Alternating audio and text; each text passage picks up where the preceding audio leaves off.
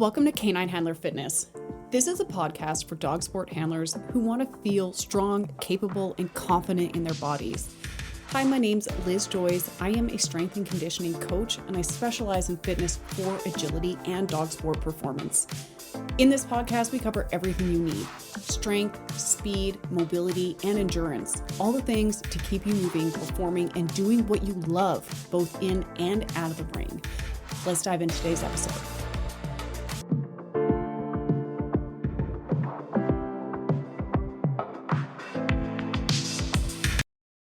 Hey y'all, and welcome back. I want to talk to you today about something that I think a lot of dog handlers experience, but maybe don't talk about enough. And it's this realization that your dog might be in the best shape of their life while you are not. Now, if that's got you feeling any kind of way, before you get defensive, this isn't, and I am never here to make you feel guilty. And it's interesting because this is actually something I've even noticed in myself over the years. There was definitely a line of my fitness dedication before and after I got into training dogs. And I've definitely seen a lot of this in the Canine Handler Fitness members and in our community. It goes like this. We spend so much time thinking about our dogs. I mean, they're infectious and adorable and energetic and cute and really fun, and it can be super reinforcing to train them, right?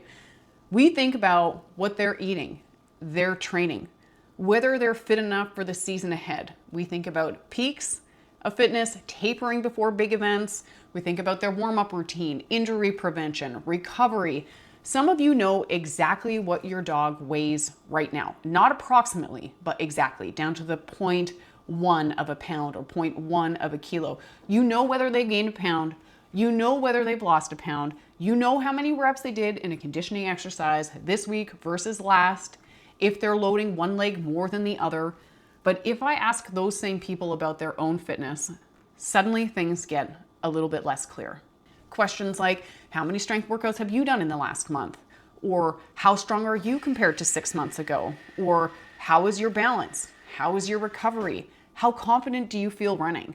And it's not uncommon that the answer is something along the lines of, well, I've been busy. And I'm going to be honest with you. You probably have been, because dog handlers are busy people. One of the things that I find fascinating is that most of us would never expect our dogs to stay fit accidentally. And think about that for a minute.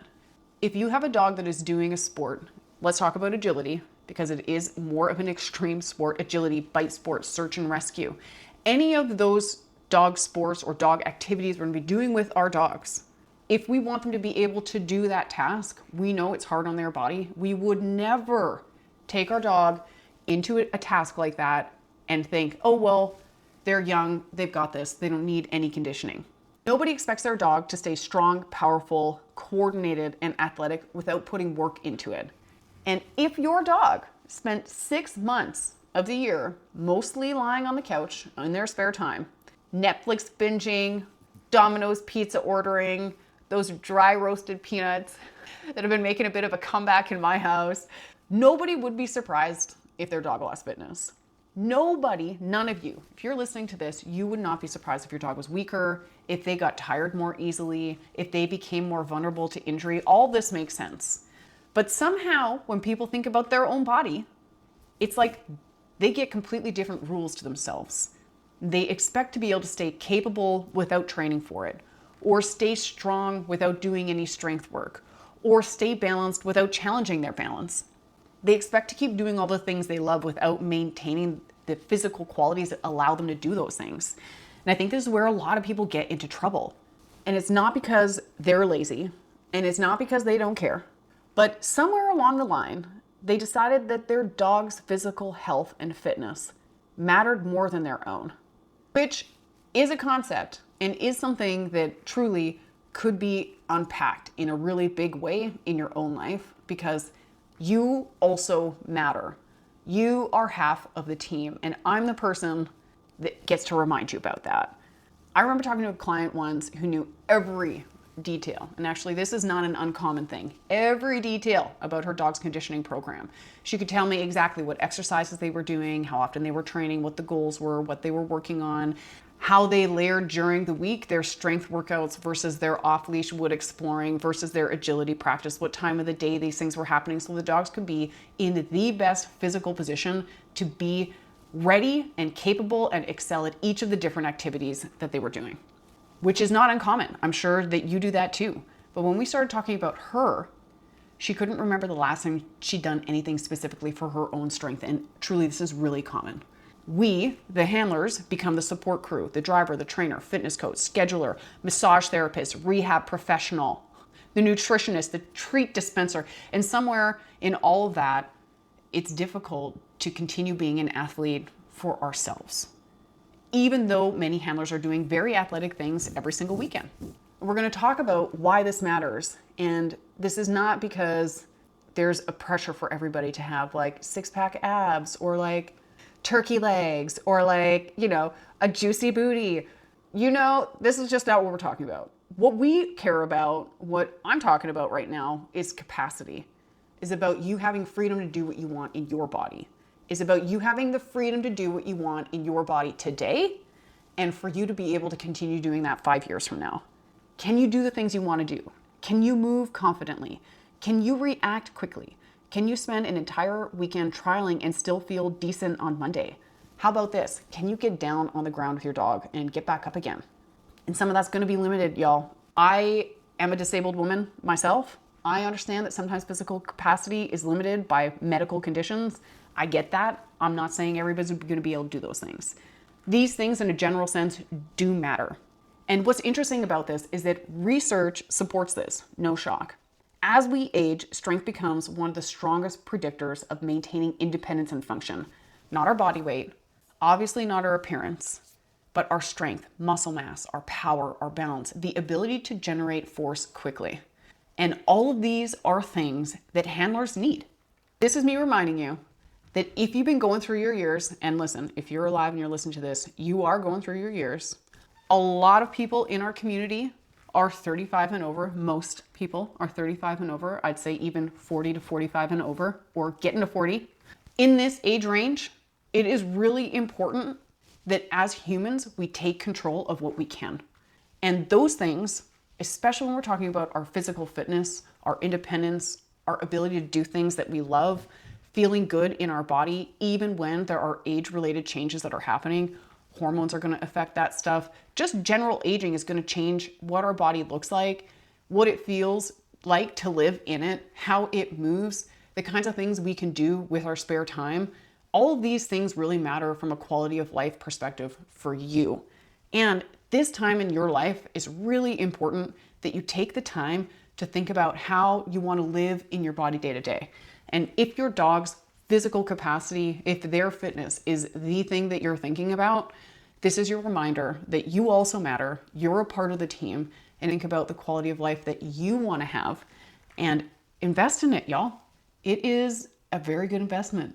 There is one thing that consistently will make my whole day and maybe even my whole week, and it's this. When someone who's in their 40s, 50s, 60s, 70s sends me a message and they've been working out with me for a couple of weeks or a couple of months, and they say things along the lines of, I didn't think I was going to be able to run fast again, or I didn't think I'd ever be able to do X, Y, or Z, or I didn't think that these big courses were ever going to be on the table for me again. And that makes what I do so rewarding. There's one thing I want you to take away from this episode. It's this. Your dog is not the only athlete on your team. And I know it can feel that way sometimes. And we spend so much time thinking about their training, conditioning, their recovery, their injuries, their nutrition, making sure they're prepared for whatever challenge is ahead. But you're a part of that team too. And the reality is that the stronger and more capable and confident you are, the more you can enjoy all of this. And not just agility and not just dog sports, but your life, which includes the hikes, the walks, the travel, the weekends away. Imagine if you spent a little more time working on your fitness. And I don't mean it needs to take a lot of time.